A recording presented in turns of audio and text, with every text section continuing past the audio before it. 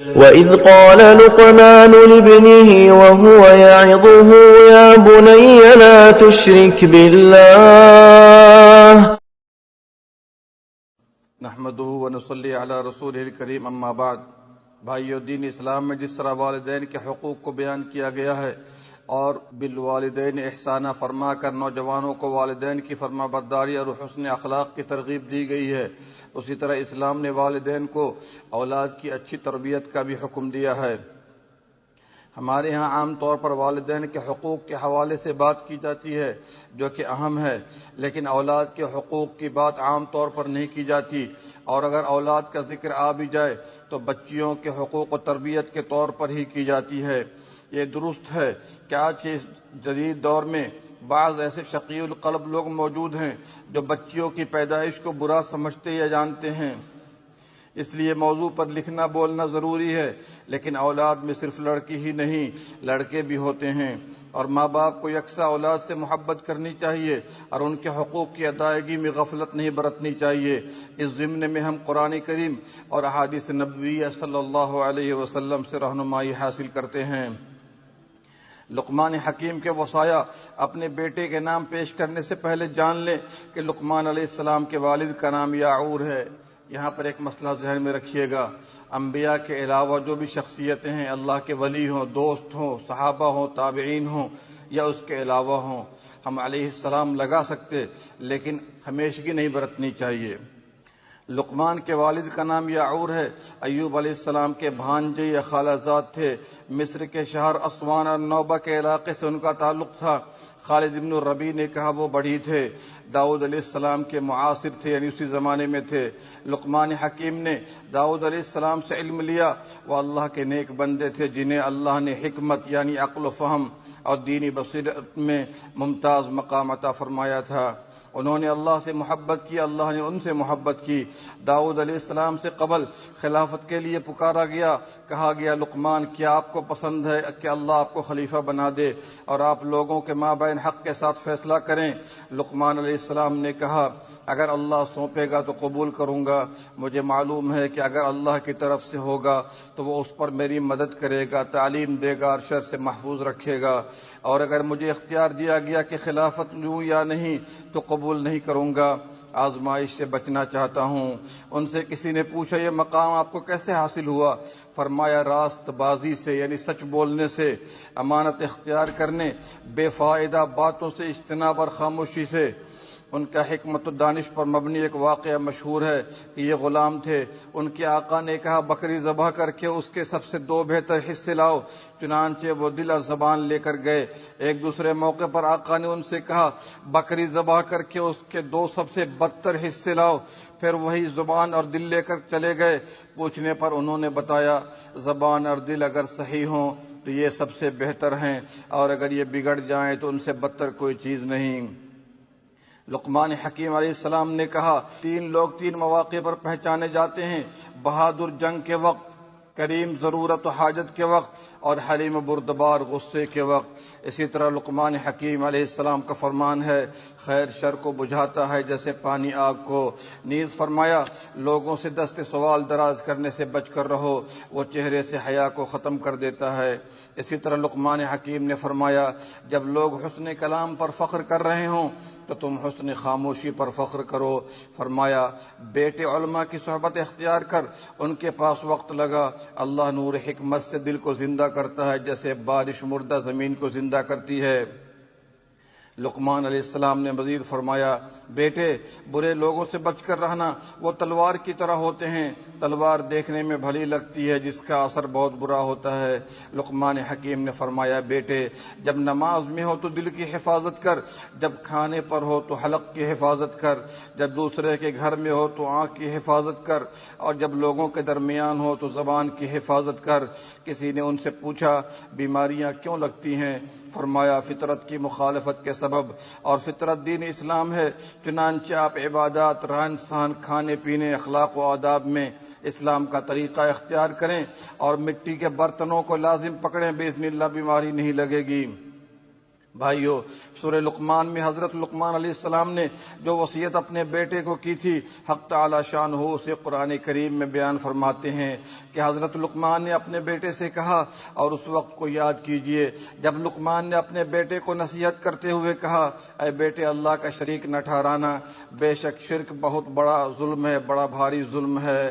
پھر اس کے بعد والدین کے ساتھ حسن سلوک کا ذکر کیا۔ آگے حضرت لقمان نے فرمایا، اے میرے بیٹے اگر کوئی خیر یا شر رائی کے دانے کے برابر ہو، پھر بھی وہ کسی چٹان میں ہو یا آسمانوں میں یا زمین کے اندر، اللہ تبارک و تعالیٰ اسے ظاہر کر دے گا۔ بے شک اللہ بڑا باریک ہے اور باخبر ہے۔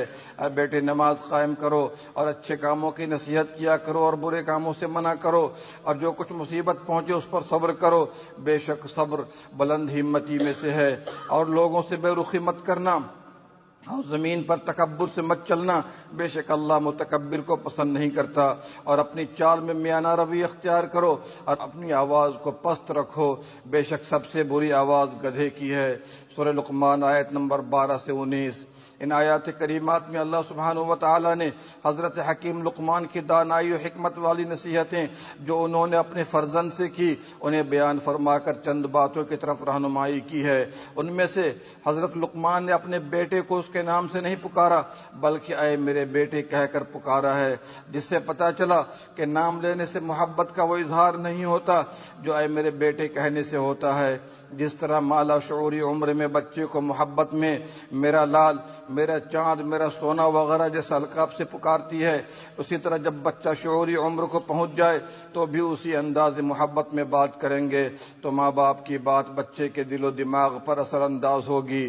اس کے بعد سب سے پہلی نصیحت جو حضرت لقمان نے اپنے بیٹے سے کی ہے توحید باری تعالیٰ سے متعلق تھی کہ میرے بیٹے اللہ کے ساتھ کسی کو شریک نہ ٹھہرانا۔ اس سے معلوم ہوتا ہے کہ بچے کو سب سے پہلے دینی عقائد و افکار کی تعلیم دینی چاہیے تاکہ بڑا ہو کر وہ سب سے پہلے ایک اچھا مسلمان بنے۔ جب اس کے عقائد درست ہوں گے تو اعمال بھی انشاءاللہ صحیح ہوں گے۔ اگر عقائد قرآن و سنت سے متصادم ہوئے، ٹکرانے والے ہوئے، تو یہ یقین نہیں کیا جا سکتا کہ نیک اعمال کرے گا۔ اس لیے سب سے پہلے بچے کو دینی تعلیم دی جائے، قرآن و سنت کی تعلیم ماہرین قرآن و سنت سے دلوائی جائے۔ ہمارے معاشرہ کا یہ بھی ایک المیہ ہے کہ جسمانی تکلیف، مثلا دانت میں درد ہو تو ہم دانت کے ڈاکٹر کے پاس جاتے ہیں، دل کا مسئلہ ہو تو ہارٹ اسپیشلسٹ کے پاس جاتے ہیں، لیکن جب علم قرآن و سنت کا معاملہ آتا ہے تو ہم ایک مستند عالم دین، عالم ربانی کو چھوڑ کر غیر عالم کے پاس چلے جاتے ہیں، جس سے اکثر بگاڑ پیدا ہوتا ہے۔ اسی بگاڑ کا نتیجہ ہے کہ ایک ہی چیز کو آج لوگ توحید بھی کہتے ہیں اور شرک بھی، ایک ہی چیز کو سنت بھی کہا جاتا ہے اور بدعت بھی۔ لوگ ہوش کے ناخن لیں اور قرآن و سنت والے علماء سے توحید و سنت سیکھیں، نہ کہ پیٹ اور جیب کی فکر میں دین بیچنے والوں سے عبادت کی کوئی بھی قسم ماں سے اللہ کے لیے پیش کی جائے، جیسے غیر اللہ سے مدد مانگنا، انہیں پکارنا، سجدہ کرنا، نظر و نیاز اور ان کے لیے ذبح وغیرہ، یہ سب شرک میں داخل ہے۔ آگے حضرت لقمان نے اپنے والدین کے ساتھ حسن سلوک کرنے کا حکم دیا ہے۔ کیا فرمایا کہ تمہاری ماں نے، تمہارے باپ نے، ان دونوں نے تکلیف پر تکلیف سہ کر تم کو پالا اور پوسا اور بڑا کیا، لہٰذا اپنی زندگی میں ہمیشہ اپنے والدین کا خیال رکھو، خاص طور سے ماں کا خیال رکھو۔ آگے حضرت لقمان اپنے بیٹے سے کہا، میرے بیٹے عمل رائی کے دانے کے برابر بھی ہو تو روز محشر اللہ تعالیٰ اسے تمہارے سامنے لے آئیں گے، یعنی کوئی عمل اچھا ہو یا برا اسے معمولی مت سمجھنا، روز محشر تمہیں اس کا سامنا کرنا پڑے گا۔ اگر عمل صالح ہے تو وہ تمہارے لیے روز محشر مفید ثابت ہوگا، اور اگر برائی ہے جسے تم معمولی سمجھ رہے ہو، روز محشر اسے چھپا نہ پاؤ گے، وہ بھی تمہارے سامنے آ جائے گا اور وہاں انکار کی گنجائش نہ ہوگی۔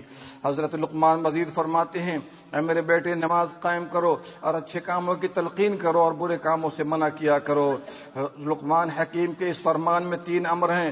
نماز قائم کرو، نماز تمام انبیاء پر فرض رہی ہے اور ہر آسمانی شریعت میں موجود ہے، اس کی کیفیت و حیت میں تبدیلی واقع ہوتے رہی۔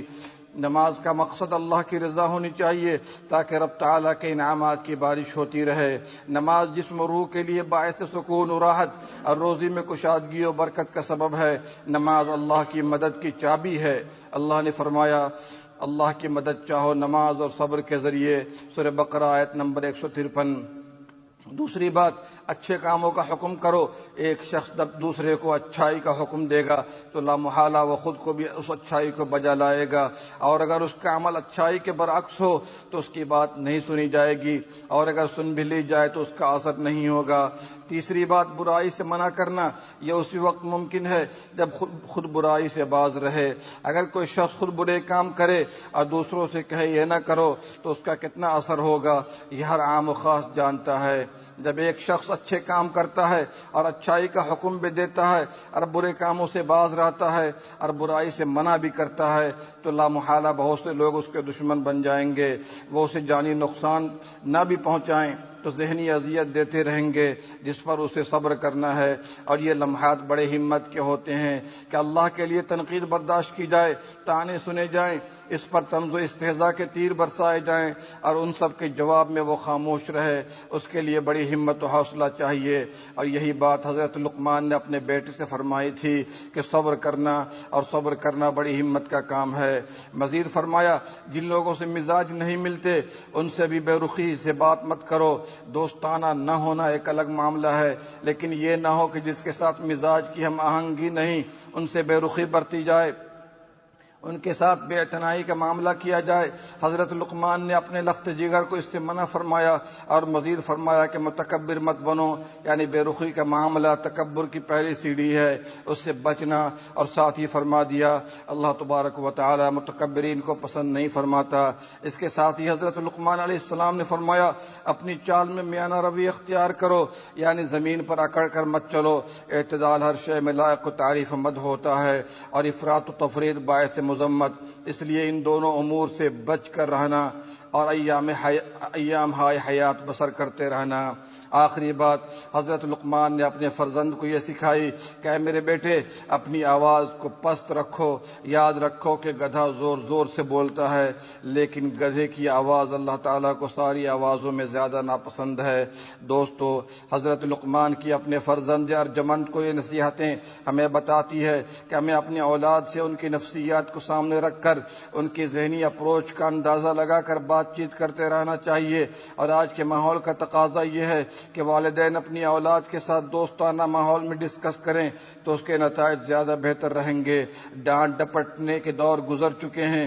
حضرت انس رضی اللہ عنہ نبی کریم صلی اللہ علیہ وسلم کے ساتھ 10 برس رہے. آپ خود فرماتے ہیں ان 10 برسوں میں کبھی نبی کریم صلی اللہ علیہ وسلم نے مجھے نہیں ڈانٹا. ایک واقعہ انس رضی اللہ عنہ بیان کرتے ہیں، ایک بار نبی صلی اللہ علیہ وسلم نے مجھے کسی کام سے بھیجا، میں بچوں کے ساتھ کھیل کود میں لگ گیا. اس کے باوجود بھی نبی مکرم رؤوف الرحیم صلی اللہ علیہ وسلم نے مجھے نہیں ڈانٹا. آپ صلی اللہ علیہ وسلم کا فرمان ہے اپنی اولاد کی عزت کرو اور ان کی بہتر تربیت کرو. اس سے بھی معلوم ہوتا ہے کہ نبی کریم نے اپنی امت کو اولاد کی بہتر تربیت کا حکم ارشاد فرمایا ہے. اور اولاد کی تربیت اگر طرز نبوی پر کی گئی تو انشاءاللہ اولاد کی دنیا و آخرت بھی سنوارے گی. اور والدین کی بھی یہ فیضان نظر تھا یا کہ مکتب کی کرامت تھی. سکھائے کس نے اسماعیل کو آداب فرزندی. اس وقت سورہ لقمان کی آیات کے تناظر میں گفتگو کرنا مقصود تھی. اللہ ہمیں عمل صالح کی توفیق مرحمت فرمائے اور ہماری اولاد کو نیک بنائے تاکہ ہمارے لیے صدقہ جاریہ بن سکیں. آمین یا رب العالمین. اللہم صلی علی نبینا محمد وعلی آلہ وصحبہ اجمعین. رب اشرح لی صدری ويسر لي أمري واحلل عقدة من لساني يفقه قولي. رب اشرح لي صدري ويسر لي أمري واحلل عقدة من